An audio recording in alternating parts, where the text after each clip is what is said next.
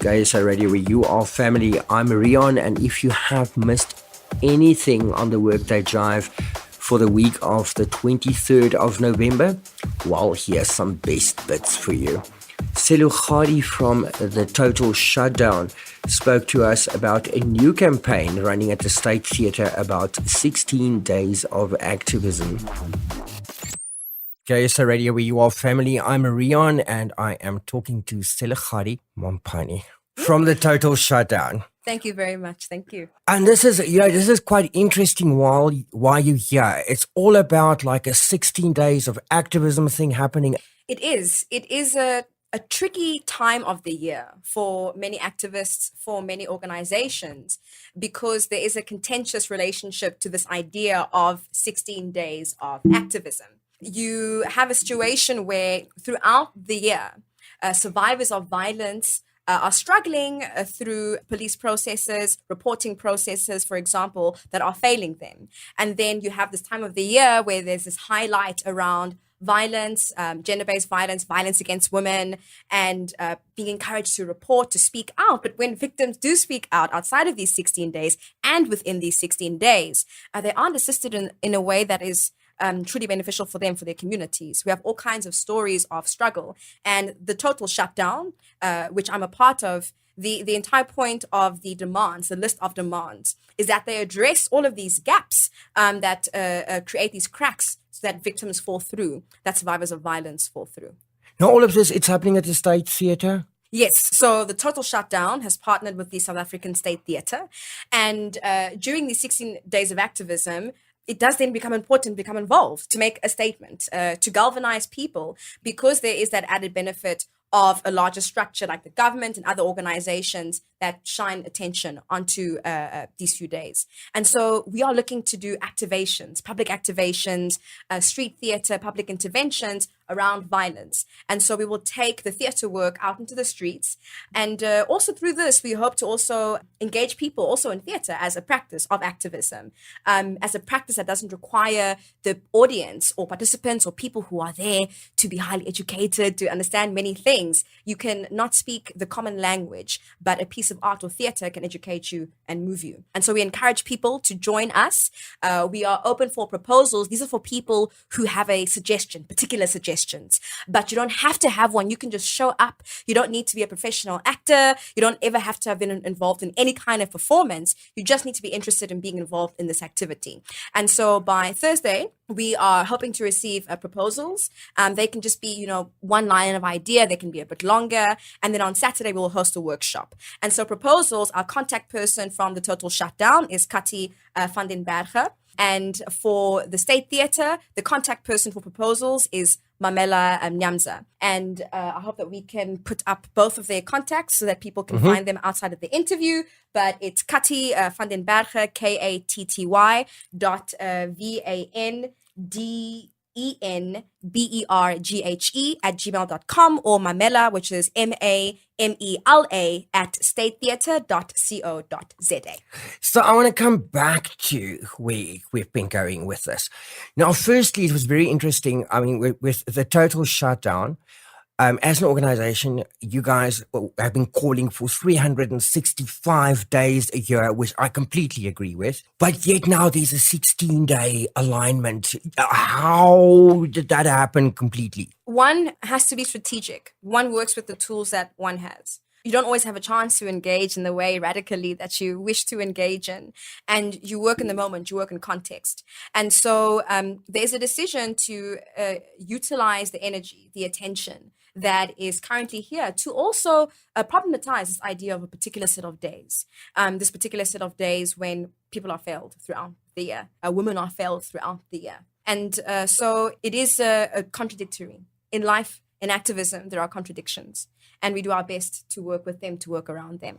You earlier said that it might be kind of a strange time of the year to do this. I sort of disagree in a way, because don't we see at this time of the year with holidays coming up that there's an escalation in crime towards women? So I think it's the ideal time to actually do this. You are correct. That's a very good point to make. It is an ideal time to have a campaign. That is very true. And we do find that in holiday seasons, also with a variety of combinations, including the kind of off-time drinking activities, other social activities that, yes, there's a higher risk, higher forms of social contact, just like car accidents. More people on the roads, you'll have more car accidents. But the issue is not having this ideal time of year to highlight these kinds of problems. That's very good. The issue is the kind of difference between the highlight during these 16 days and then what occurs throughout the rest of the year. This kind of gap is, it's almost as if you're being gaslighted. Yes, there's this attention and we are concerned about this. But then, in your context, wherever you are living, it's so hard for you to get any kind of justice or to get any kind of assistance. And so you're in this context where you're being told that here's support for you. But in reality, where you are, there's very little support for you. This is the problem. That brings me to my next one. If we look at the previous kind of campaign that you guys ran, the last total shutdown, we saw you guys taking to the streets, which was a very kind of, I want to say aggressive, but it was a very proactive thing to do. It was like, but then you think of arts, and arts to me is more passive, kind of. How's this expression going to happen? How are you going to get this across? Art is very active. The thing about art that makes it so wonderful is that it's very diverse. There are many different kinds of ways to engage creatively. And so one can do a silent performance, which is very piercing. And one can do something that is quite big, is quite loud. But performance is wonderful because our cultures have developed so that when someone witnesses the beginning of what they presume is a performance, they stop. They watch. This is very powerful. It can be much more difficult to get people to listen when you just want to speak. But when you create this kind of space and you start to enact, people's attention is immediately drawn and they want to know what is going on. And the great thing about performance, again, is that you can communicate to people who speak a variety of languages. You don't need to speak one language, particularly when you're using bodies and images. You can make this point and people can understand what you are saying through this visualization. So we understand that in many ways in activism and advocacy, art sometimes is taken as a secondary thing. We're doing this and we'll add some art to it. But art is actually a primary vehicle for advocacy, for activism. And a primary vehicle for community engagement, and a very good vehicle for talking about things that people might otherwise not want to talk about, verbalize, speak about. But perhaps they can watch something about it, write something about it, make something about it, and engage in the topic through that way. We're going to just refer back again to the march. With the march, men weren't allowed. It was just simply female women taking part. This time around, is men welcome to go do their thing? If I want to come and jump out there and do an impromptu act, is anybody going to pull me off the stage? Or our call still says calling all women and gender non-conforming people, and for the TTS, for total shutdown. But for the State Theatre, who we are partnering with, they might have their own set of forms of participation. And so we also understand that we work in mixed spaces where people organize differently from each other, and we do our best to meet each other at where we are. And so perhaps we might have the total shutdown participants or people who are more in line with this kind of organizing and who want to be in a group that is women only, or in a group that it aligns with who we focus on in our advocacy. Whereas you might find another group that is mixed, that is a different group of people. And so we're open to partnering with people where we are and maintaining our outlines, our politics, and other people also maintaining their politics too. We're being strategic here. Okay, so just coming back, it's going to run over 16 days. So on this Thursday, we asked for our proposals to be sent. So, the whole day, you have the whole day to think, I have this idea. And again, it's really about thinking quickly, working and doing something, being active. On Saturday, we have our workshop. It is 9:30 for 10, and it will be until 1 o'clock at the South African State Theatre, and we meet at the Opera Theatre. You can use the Church Street entrance. Tell me about the workshop. What is that going to entail? Well, the workshop, based on the proposals and also our own outline, because leading up to the total shutdown march, we did have some flash mobs as well. And so we would work with participants, first of all, to work on the ideas that they have for flash mobs that they want to initiate in their local areas, but also to provide capacity building, as in this is how you can organize a flash mob. This is how you can structure it, and people can show up on the day. You don't need to have people show up for rehearsals for 4 days or 6 days, you can say, oh, today I actually have time and I can make it. So I have my lunch break now. I'm going to go to show up to this flash mob and participate. So how do we create these interventions that are accessible, that are straightforward, simple, that people can just become involved in and then go about their day, find a way to participate that is meaningful for them? Is there a fee charged for the workshop? No, it is absolutely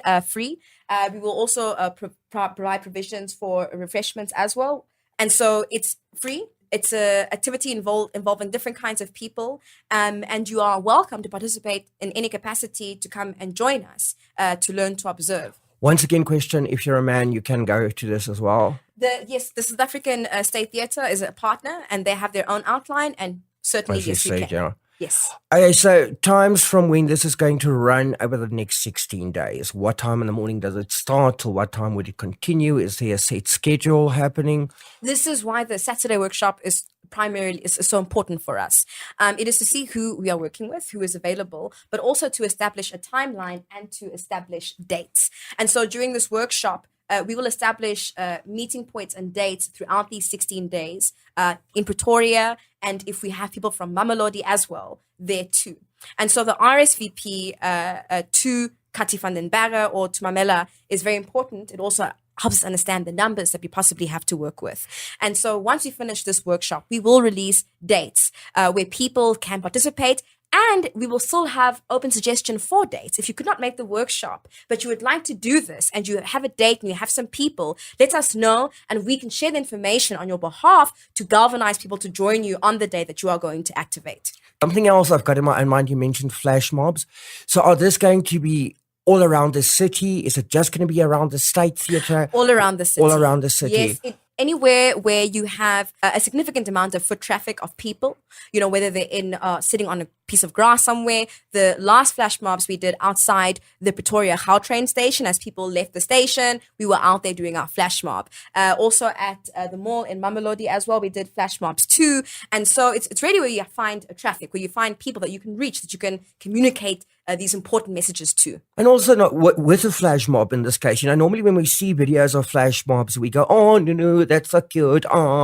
Obviously, there's a message that's going out with what you're doing here. Yes. And so art, you can use symbolic images or symbols, shapes and patterns, singular words to help people understand something. Yes, what we're talking about is violent, but we also want to make sure not to situate ourselves consistently in a place of victimhood. We want to highlight violence. We want to also highlight that there are ways outside of this violence, that there are people who organize, who are there to help you. There are women who are organizing. And so there is this kind of balance between here are things that occur, but what else can we do outside of that, beyond that? Otherwise, yes, we do end up with situations where we just highlight violence that women experience, and sometimes you can re-traumatize audience members, participants, other women, without giving them a chance to work through how I can possibly begin to get out of the situation or context of violence. It's important to show people what happens, but it's also important to provide ways around what we experience, possible solutions. And that is also part of the workshop. What do we want to do? What kind of message do we want to bring across?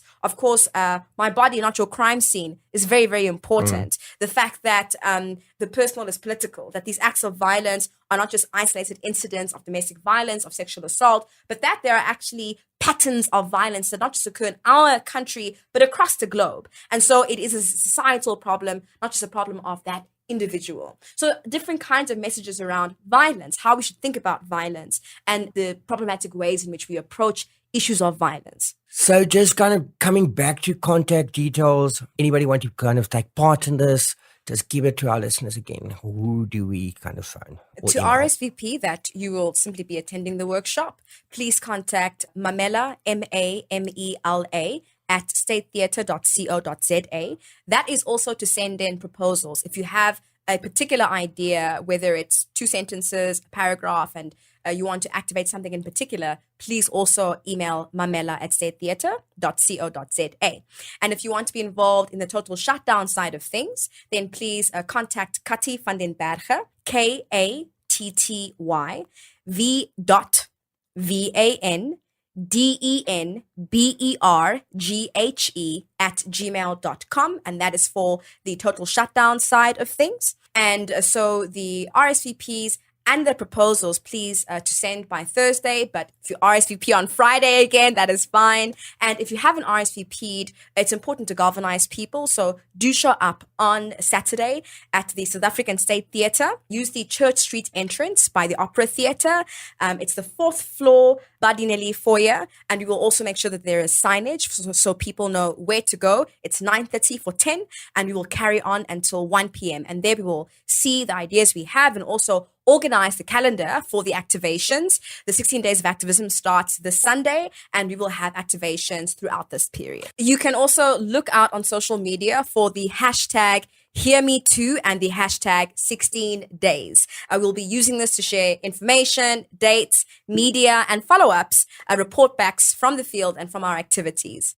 So when we get to State Theatre, somebody who's directionally challenged like me would be able to find my way around where you guys are inside? On either side of the State Theatre, on the one side, there is the cafe, the restaurant. The other side, you have the primary entrance. There, the information will be quite easy to find. But we will also ensure that in the foyer restaurant, when people come in saying, I'm looking for the total shutdown workshop, to assist them as well. We will put up, I think a poster will be good to remind people and let them know where to go or what to ask when they do ask for directions. Then, of course, you don't just want individuals only to be involved. It's open to NPOs, NGOs, anything like that.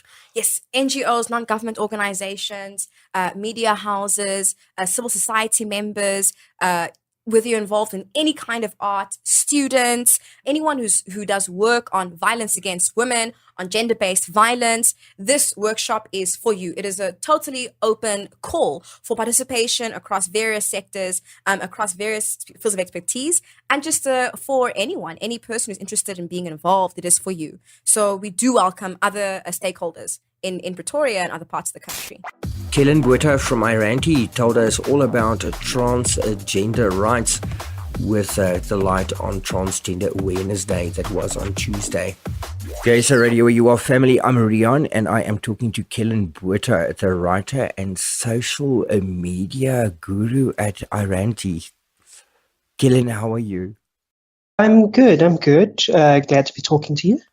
Kellyn, Transgender Day of Remembrance is happening like soon. Yes, on the 20th of November. How far do you think we've come with trans rights in South Africa? In South Africa, I think we've come incredibly far with trans rights, given that maybe less than a generation ago, under apartheid-era laws, much of the LGBT community was very heavily suppressed. Today, trans people have the ability to legally change our name and our gender marker.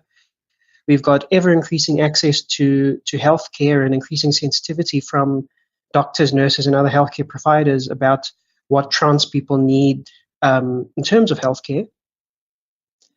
But we've still got a very long way to go. So saying that we've come very far is not, I think, saying the same as things are where they should be.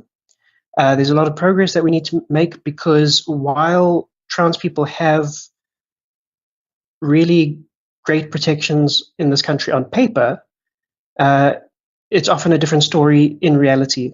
Transgender people, I was going to ask, on paper, everything looks like pretty beautiful, but when it comes to, by the sounds of it, when it comes to the implementation of that rights, it doesn't happen. Yeah, issues. There's implementation is not where it should be, and then the rights themselves are perhaps not where a lot of trans people want them to be. The need to have multiple letters from doctors to say that you have, started to medically transition in order to get Home Affairs to take seriously your application for a gender marker change. That is, the law requires you to get these very pathologizing, very medical permissions, and essentially says you don't know yourself. So that is something that many trans people still look to change. But compared to many other countries, what we do have in the law is very progressive. But then, like you said, implementation of those laws is also highly lacking. Many trans people, particularly poorer Black trans women living maybe more in rural areas and more isolated communities, they are often seen as, gay men, and they themselves might see themselves as gay men because they don't have the language to define themselves as anything else. And many trans people, poorer trans people, trans women, trans feminine people face huge levels of discrimination and violence. Shaming and harassment is common in the workplace if they can get work in the first place, as well as in the public sphere, in clinics and hospitals. Medical care itself is often unattainable because in the private sector, the high cost limits who can access hormone therapy or surgeries for those who want that, whereas in the public sector, maybe high levels of ignorance on the part of medical professionals means that many trans people are turned away. Home affairs as well is another place where, even though the law might be in our favor, ignorance on the part of home affairs officials or bigotry and hate on the part of home affairs officials means that it's not easy for us to update our documents either. Iranti a few years ago documented the case of a trans woman who had to go on a hunger strike to make Home Affairs update her documents. And until recently, the Department of Home Affairs took it upon themselves to divorce married couples without their knowledge or consent, so that one could legally change their gender marker. So there's now if they are seen in the eyes of the law as a straight couple, and one of them transitions and changes their gender marker, in order to avoid having a same-sex couple now, Home Affairs would divorce them without their knowledge. And that, until very recently, was apparently legal, but luckily that has been changed as well. Then, by the sounds of it, there seems to be a lack of education and a lack of kind of awareness that goes hand in hand with this. No, that is true. I think that is true on the part of civil servants who are there to, and that could be anything from, Home Affairs or a licensing department official to a more conservative minister or two in the government, to the police that patrol our streets. Sort of that lack of awareness means that those who are tasked with upholding our rights and protecting us are not always willing or able to do so. And then likewise, in a lot of communities, especially poorer communities, more marginalized, historically disadvantaged communities in rural areas where they might not have the same access to information that we do in the big city with easy access to literature and internet and voices from the global trans community, there is also ignorance and there's also an increased risk of violence. You're talking about violence, and that's something we see quite regularly, unfortunately, or too many of those still happen in South Africa. Do you have a statistic available on transgender attacks in the country?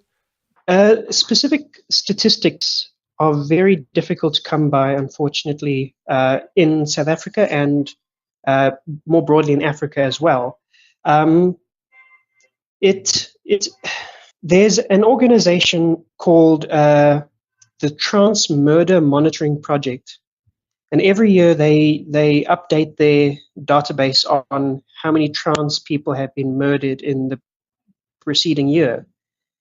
And it is a very important resource. It's a very vital resource because it lets us sort of different laws and legislation says in different countries.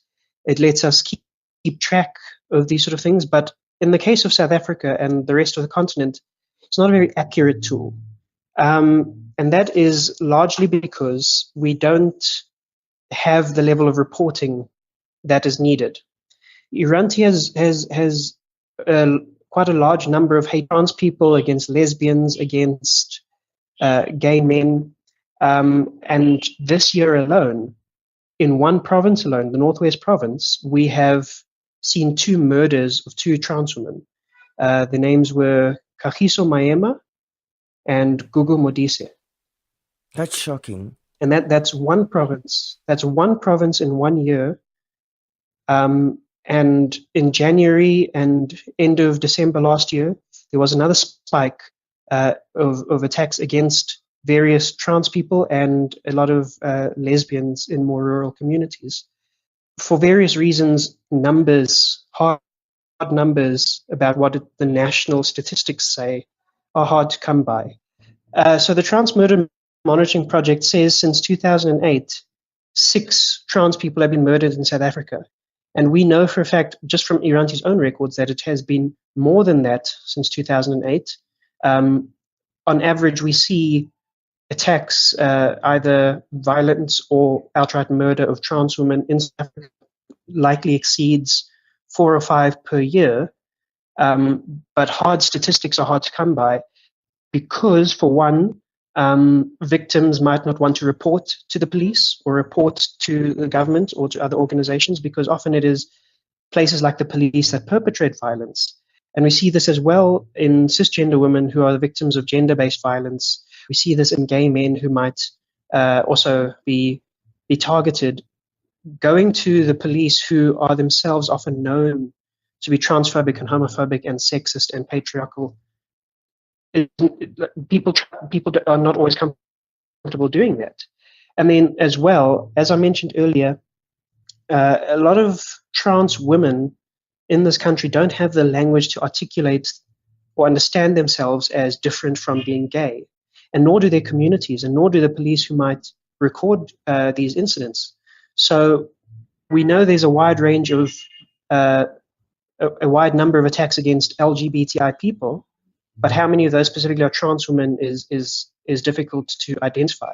Likewise, lesbians, or rather trans men, might be seen as lesbian by the communities, and they might even identify as lesbian themselves, but wouldn't otherwise if they had the language to articulate that in a different way, but they would get attacked and be listed as lesbian in the statistics. So a broad overlap in the identities, and that means that finding specific statistics can be difficult. So, in the light of all of this, Transgender and Intersex Africa is organizing a Transgender Day of Remembrance event tomorrow. Can you tell me more about that event? Yeah, we don't just want to mourn the loved ones that we've lost. I think every trans person, every activist, every LGBT person has lost because of homophobia, transphobia, gender-based violence. And it's important to step back and remember them and honor those we've lost. But we also want to celebrate life and everything that we've accomplished, because we have come far. So we want to use Trans Day of Remembrance on the 20th of November to show our resilience and show that, we won't be erased no matter how much some people may try. So we will be hosting the event, TIA and Iranti, at 87 De Korte Street, which is in Braamfontein. That's where our offices are located. And we're going to use that to not only look back at, everyone we've lost, everything we've struggled with in the past, but look forward to the future. As for what is actually going to happen on the day, we're hoping that it will be semi-informal. We want people to have a space to come together, to speak with one another, to connect with each other in the community, and to tell their stories, to share knowledge, and just to be there to support one another. We'll have poetry sessions throughout the day and some music by one of Iranti's favorite queer artists, Umlilo. Several, opportunities for people to talk who've come from a wide range of backgrounds. We have, this platform as Iranti to let people's voices be heard. And that's what we want on the day. So it's free to enter. Everyone is welcome to come and mingle, not just trans people, but friends, family, allies, anyone who is willing to come and support us in what is ostensibly a day of mourning is more than welcome to join, to mingle, to eat some snacks, and to listen to some beautiful music and poetry. Internationally, historically wise, how did Trans Day of Remembrance come about? When was it started, and what's the idea behind it? So, Trans Day of Remembrance started in 1999 in the United States. The previous year, in 1998, a black trans woman in Massachusetts in the United States by the name of Rita Hester was murdered. So then the following year, in 1998, there was a small commemoration for her. And over the years, that spread to commemorate the passing of Rita and other trans women who were also taken in the years that followed.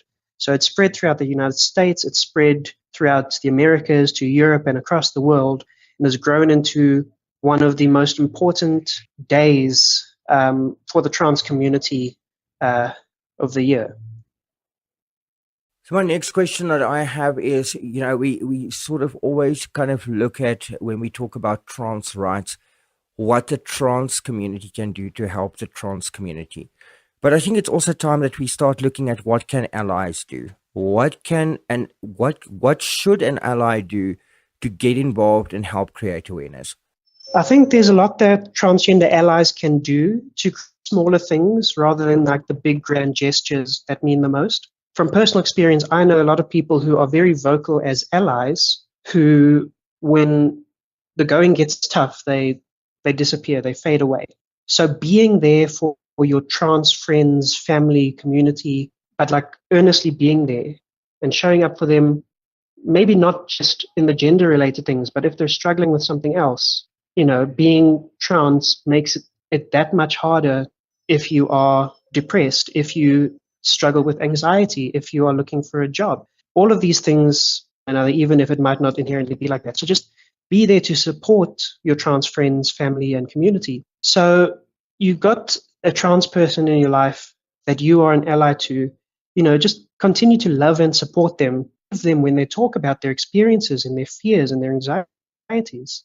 So don't try and decide for them who they are or who they, ought to be. Don't try and decide for them what they should be feeling or how they should deal with something. Just listen to them and believe them and be there for them. I think that's what a lot of trans people want more than, any great hero to come and save them.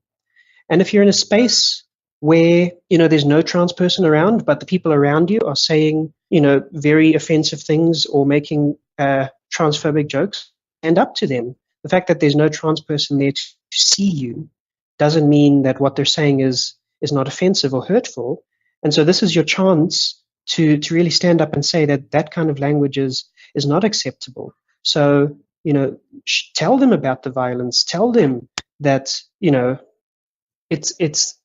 is the same thing with people making racist jokes or sexist jokes.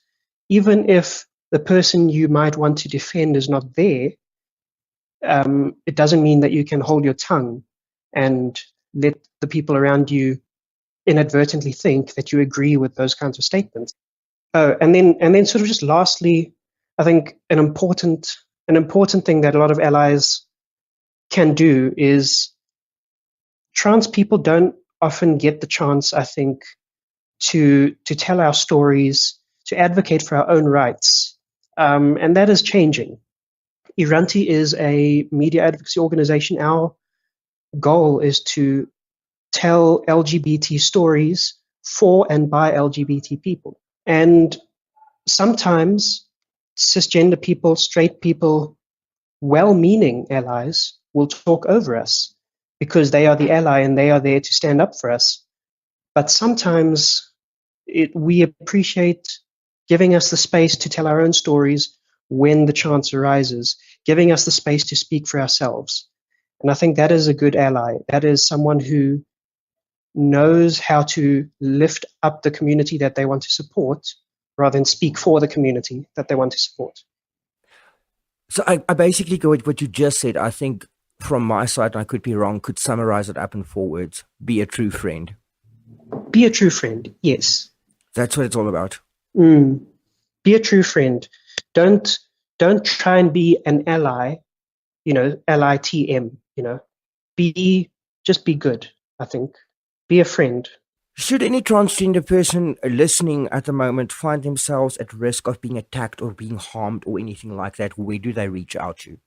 So there are many places that trans people can go and reach out to if they find themselves at risk. But it depends on exactly what they're dealing with. Is it a more generalized thing, or is it, they're in harm's way right this second and they urgently need help? So it does differ depending on the situation. Ideally, various shelters, crisis counseling centers, psychological centers, clinics, and the police are there to help anyone in need, including trans people. So that should always be an option. But often places like the police, clinics, homeless shelters are a source of violence for trans people and a source of discrimination for trans people. When the places that are supposed to help you are sometimes the very ones that are putting you in danger, then sometimes it can feel a little bit hopeless. You don't know where to go.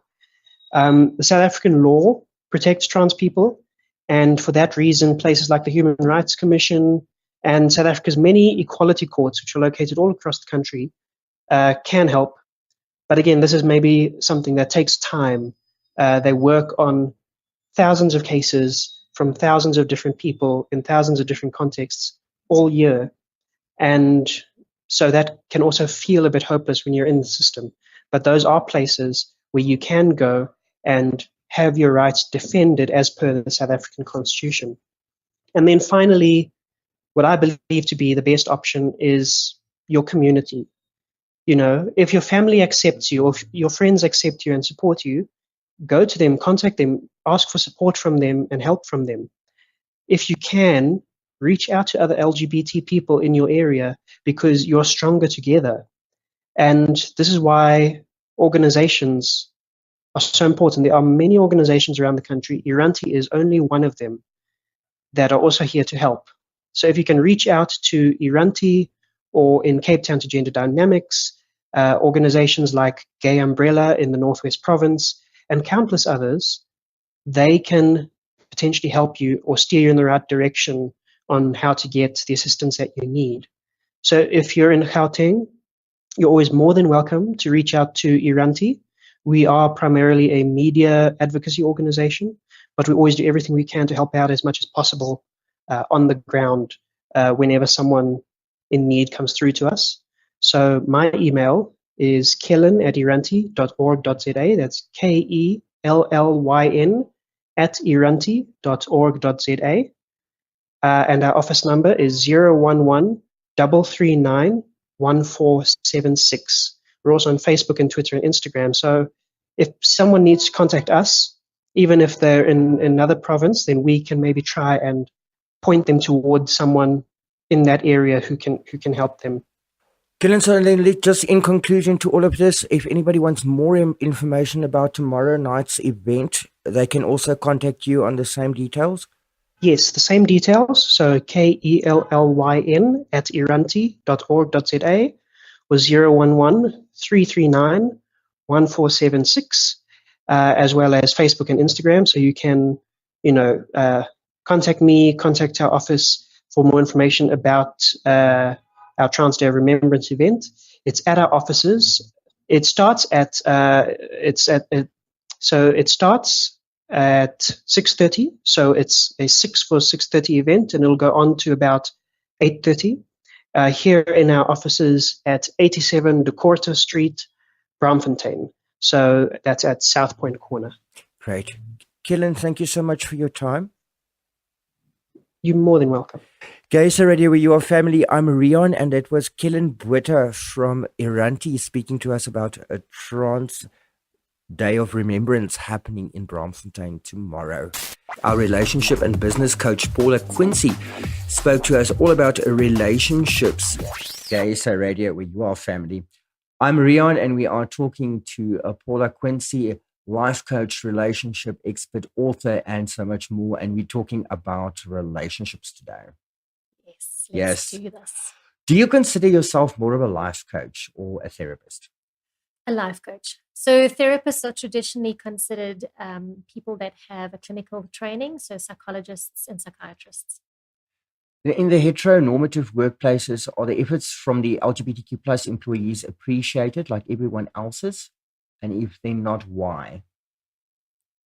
So I think potentially if you're not aware that the person falls into the LGBTQI sector, it's not really a big issue. If you can see that this person falls into that sector, okay, potentially some sort of discrimination or some sort of judgment can take place.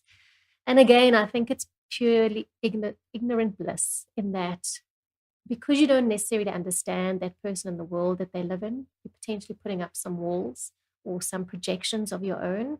And that can cause some conflict when it comes to managing that kind of relationship in the workplace. How can we make sure there is always fair treatment among colleagues, irrespective of gender roles or sexual orientation? So I think we need to stop using the labels that we traditionally use and that society wants us to use. And we need to start treating people as human beings, first and foremost. It doesn't matter what sexual identity you have or sexual orientation you have. At the end of the day, you are a human being and you have qualities and strengths and insights that I potentially don't have. And I can learn from you just as much as you can learn from me. That doesn't make you better than me or any of those things.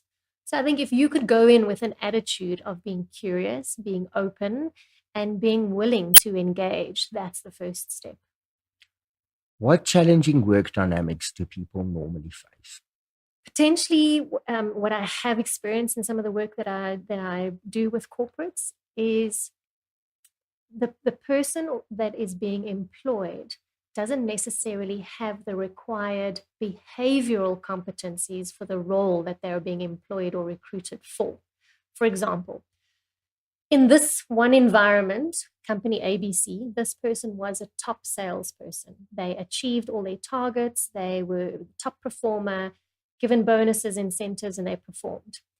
Because they were the top salesperson there, company XYZ is looking to recruit them because they are looking for a dynamic salesperson. So they recruit this person, and 2-3 months down the line, they now start wanting to performance manage this person because they're not behaving, they're not performing. And that's because we often hire for skill, but we fire for behavior. Okay. What we don't understand or what we fail to look for is what is the behavior that we require for this role. So taking the salesperson, in their environment where they were the top performer, potentially they were being given qualified leads. The product or the service that they were selling was not technical. And they were in an environment that was supported and structured. We now move them into this environment where they're being expected to perform, but they are given no leads. They have to cold call. It's a technical product or service, and there's no support given. And that's why this person is not thriving in this role. So it doesn't make it a bad person. Doesn't make it a bad person. We need to look at skill is different to behavior. Generally, we look at skills and we hire for skill, and we look at it as what qualifications do you have? What companies have you worked at? What experience do you have, and what have been your achievements? And then we go, great, you're the perfect person that we're looking for. But we don't look at their behavioral competencies and do they have the behaviors that we're looking for in a role. How can colleagues work on having healthier and better relationships in the workspace? So in all relationships, 90% of the problems in relationships is due to the lack of communication. And when we don't have communication, real communication, we start assuming, presuming, projecting, putting our own ideas in place. And that often creates misunderstandings and miscommunications and conflict. Emotional problems and issues, can that have an impact on your work performance? Absolutely. If someone is going through a divorce, for example, it will affect their performance in the workplace because they are in an emotional turmoil. So emotion plays a large role. In fact, it's key to all of our relationships and the environments we find ourselves in, because our emotions will underpin our behavior. So what we're experiencing, what we're going through, will be portrayed in our actions and our behavior. And it's that thought feelings behavior thing coming out again. Absolutely. And it's just so important. And people say that cliche actions speak louder than words. Sometimes people will be saying one thing to you, but their behavior will be showing you something completely different. So look, don't just listen.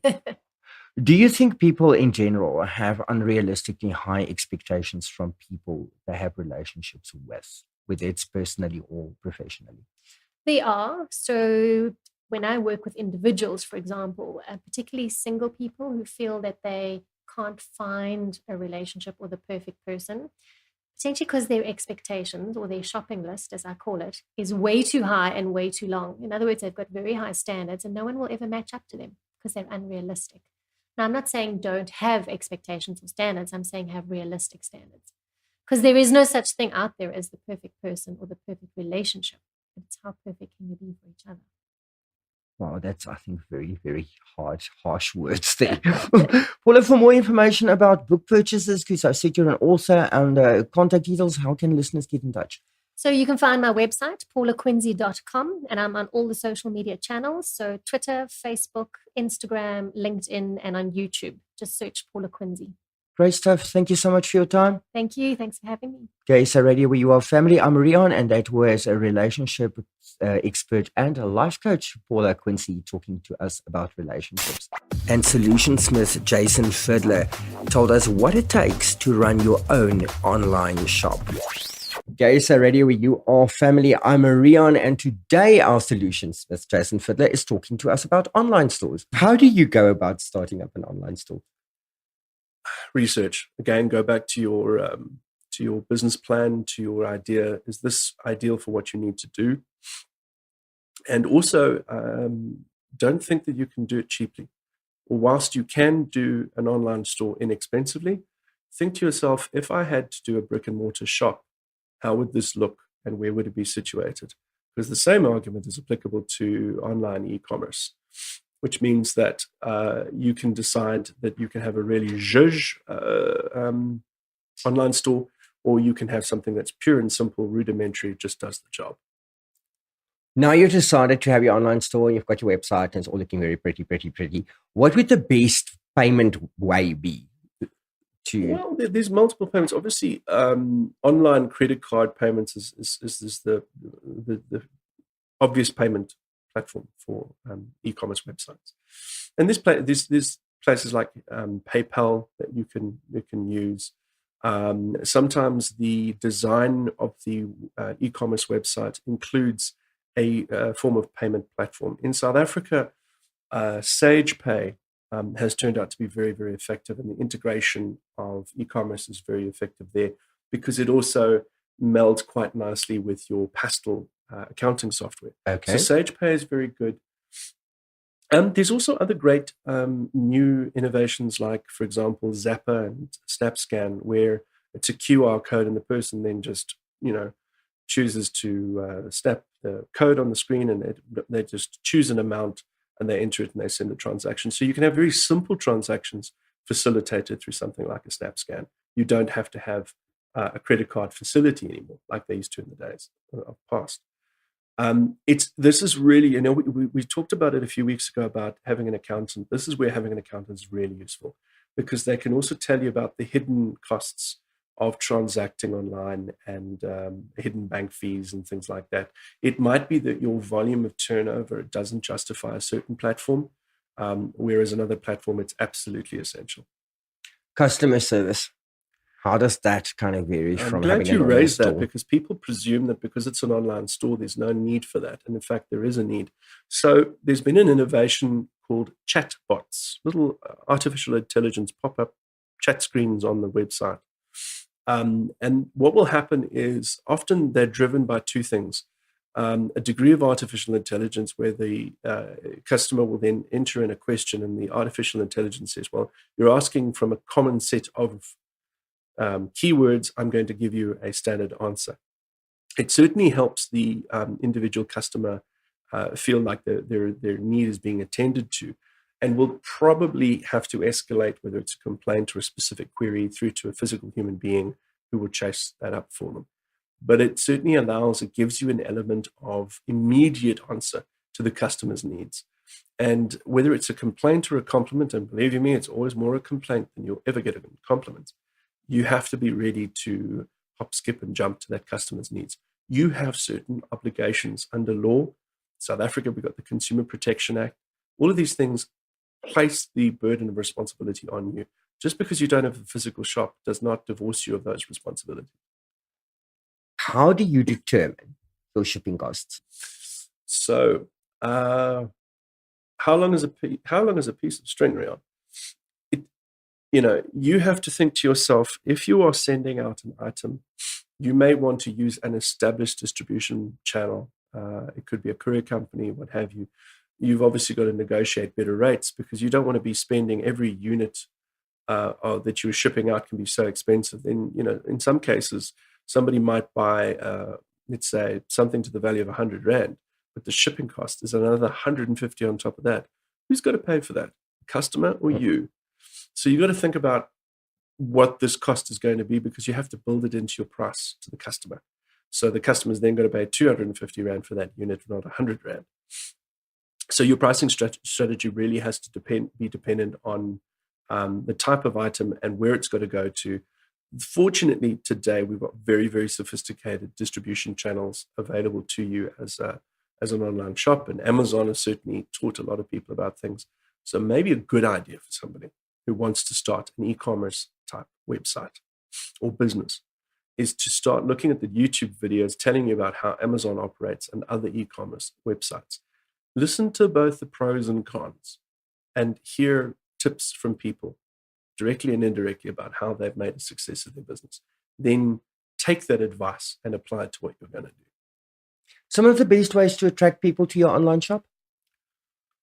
Marketing. So you can do, and I like the idea of a blended media strategy, a blended strategy of marketing. So you've got traditional marketing. You might be, let's say, at Pride, and you're handing out flyers because you want people to buy your gay goodies online. Or you might be hitting up with adverts and things like Gumtree or classified adverts. Certainly you can do Google advertising, very successful mechanism, Google and Bing, because remember there's more than one search engine out there. So if you're going to do a strategy, I would look at Google, Bing, and probably Yahoo as well.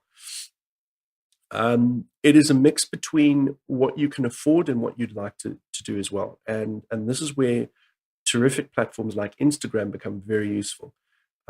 With e-commerce, you're selling something on the basis of what it looks like. The customer can't touch it, feel its weight, nothing like that. So if you have a great product photograph and you can do it in a little square 1-to-1 ratio image, then you've got a great platform to do an Instagram post, a Facebook post, even a tweet. Now, with the right kind of hashtags, you can get people's interests. And with a little bit of money spent, you can promote that post to people who are interested in things like that. And invariably, that will help your sales. Pitfalls. It's very technical. There's a lot of money that goes into developing e-commerce websites. People can say, I can have an e-commerce website in 5 minutes. Well, yes, there are platforms that are free that allow you to do that. But there's still a great deal under the hood, a lot of technicality that you need to be very familiar with in terms of managing. I like to say to clients as a solutionsmith that we look at custom e-commerce websites where they're specifically designed for that customer's needs. And I say to them, look, think about, if you're selling fashion, for example, would this garment do well being sold in a shop next to the corner cafe in a small suburban strip mall type thing? Are people going to spend that kind of money? No. But if you put it in a big mall and you make a beautiful shop and it's a great experience, do you not think the customer's going to want to come? So the same logic applied to your e-commerce store. If it's online and it's beautiful and it's sophisticated and it's easy to navigate and it's easy to purchase through. In other words, the person looking at it says, this is comparable to the most sophisticated websites out there. There are very good platforms that we work with that make it affordable. Granted, it will be tens of thousands of rands to make. But you know what? If you're running a small business, you better be prepared to spend some money. Not everything can be done for the cheap. That's the last thing that I wanted to ask you about. This is once again the same as websites. Don't try and do it on your own if you don't have a clue. Really don't. Really don't. Because having somebody who has some technical expertise to advise you is healthy. But don't be so dependent on that person's advice that you don't potentially have the wool pulled over your eyes. So like everything else, use your common sense. The same thing you'll do with a bank manager, a business partner, an accountant, the person building your website. If it sounds too good to be true, don't do it. Don't do it. Okay, so Radio You Are Family, our solutionsmith Jason Fiddler there talking to us about having an online shop.